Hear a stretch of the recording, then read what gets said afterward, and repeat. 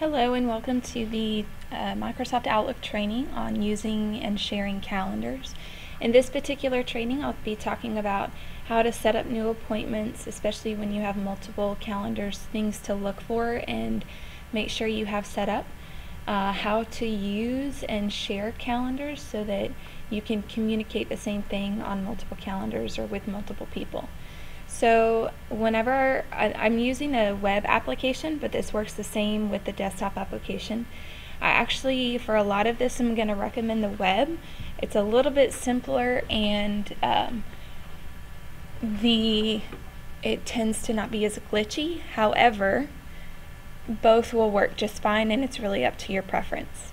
So to start out with, all of you will have, let me turn off all these other calendars, all of you will have a standard calendar. This is typically a calendar I use for personal use, just things that I need to be aware of. We will also, as a campus, have testing calendars, so depending on which grade levels you teach, you will be invited to these grade level calendars. If you have more than one grade level, then you will have more than one calendar. The key is when you go and input a test on a calendar, please make sure you're selecting the right calendar, and I'll show you how in a minute. We use the testing calendars to schedule tests as a campus.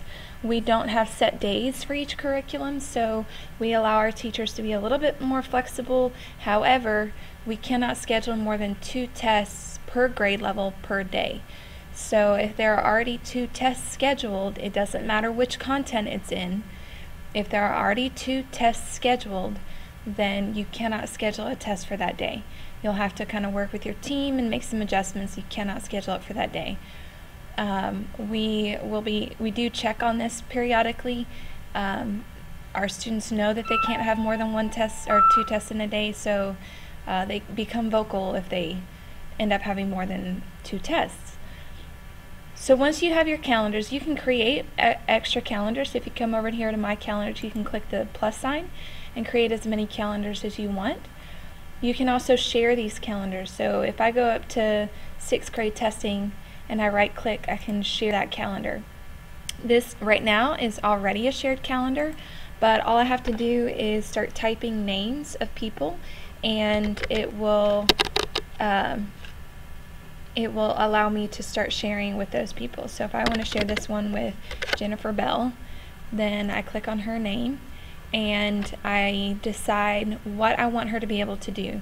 Most of the time for the shared calendars, you will have full editor rights, but you can give people just detail rights so that they can't add or change anything. They can just see it. For the most part, I give full editor rights to everyone so that you can add as you go. The subject, it'll send them an email and the subject will say, I'd like to share my calendar with you, and it'll tell them what calendar, and then you click send. You can add as many people as you want to this list before you send it out. So if you have 30 names, 50 names, 100 names, you can add them all and then send it all. It'll send the same email. From there, let's talk about how to add events. So if you go up here in the far left corner, click on New.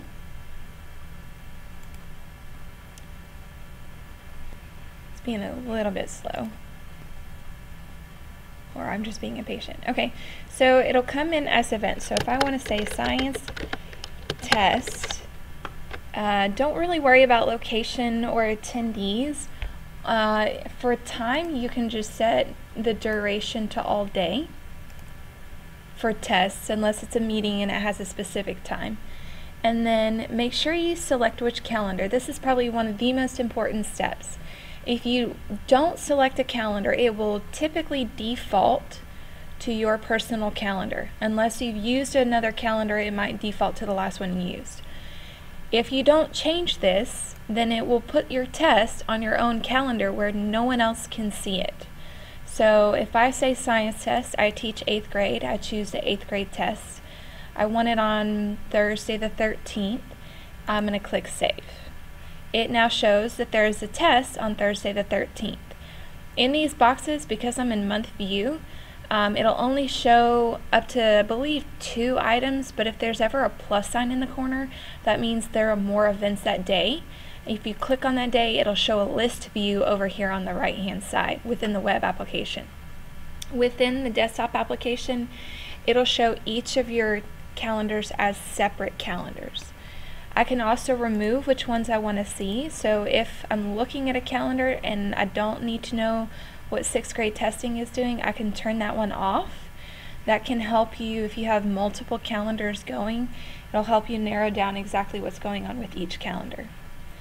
Typically, I keep all of my calendars on so that I have a general idea of what's going on in all of the categories. You can also click share over here on the side. It'll do the same thing as if you were sharing from over here on the left side. This concludes, I know this is a very short, brief overview, but this concludes calendar training. If you have any questions, please contact Whitney Timmons and we will get you some help. Thank you.